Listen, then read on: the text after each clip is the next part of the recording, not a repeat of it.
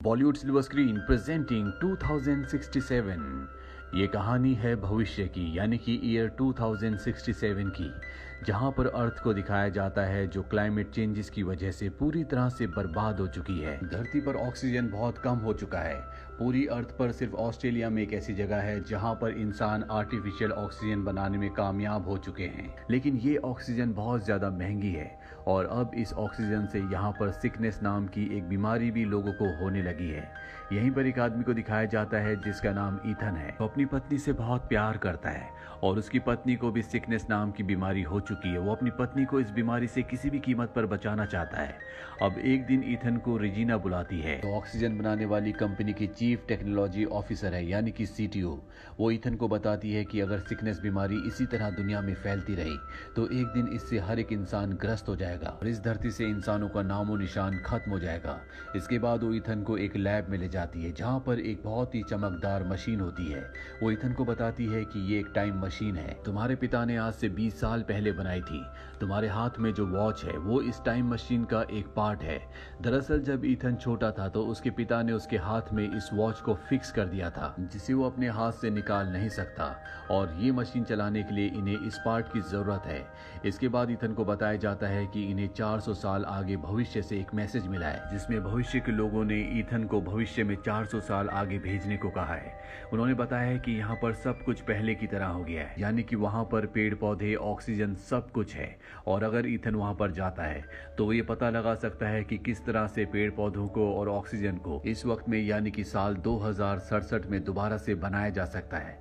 हालांकि ईथन को इनकी बातों पर पूरी तरह से यकीन नहीं है, लेकिन वो किसी भी कीमत पर वहां पर नहीं जाना चाहता क्योंकि वो अपनी पत्नी से बहुत प्यार करता है जो बीमार है। इसीलिए ईथन वहां से चला जाता है। ईथन के साथ उसका एक जूड नाम का दोस्त भी होता है। वो ईथन से कहता है कि तुम्हें भविष्य में जाना चाहिए, अगर तुम गए तो तुम इस पूरी दुनिया को बचा सकते हो, साथ ही अपनी पत्नी को दोबारा से भी ठीक कर सकते हो।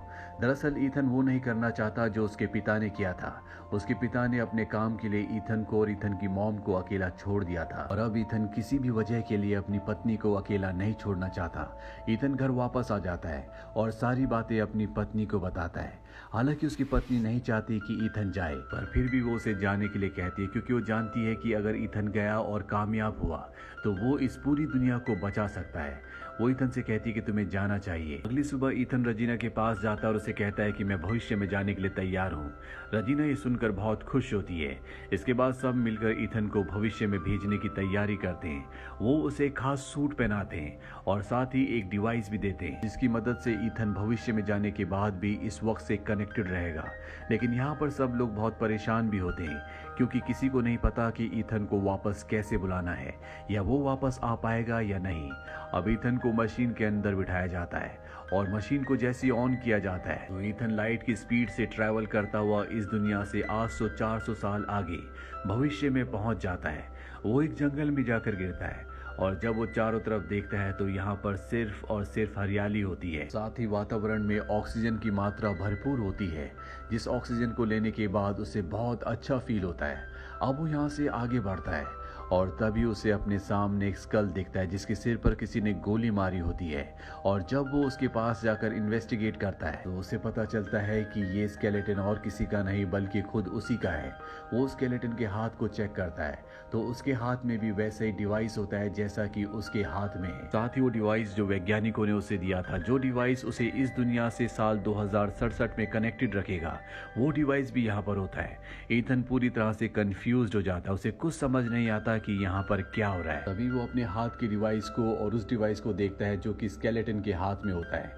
स्केलेटन के हाथ में जो डिवाइस होता है उस पर ग्रीन लाइट जल रही होती है, जबकि ईथन के हाथ में जो डिवाइस होता है उस पर रेड लाइट जल रही होती है।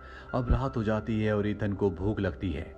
वो जंगल से कुछ बेरीज तोड़कर खाता है और इसे खाने के कुछ ही देर बाद उसकी तबीयत खराब होना शुरू हो जाती है क्योंकि उसे नहीं पता था कि जो बेरीज उसने खाई है वो जहरीली थी।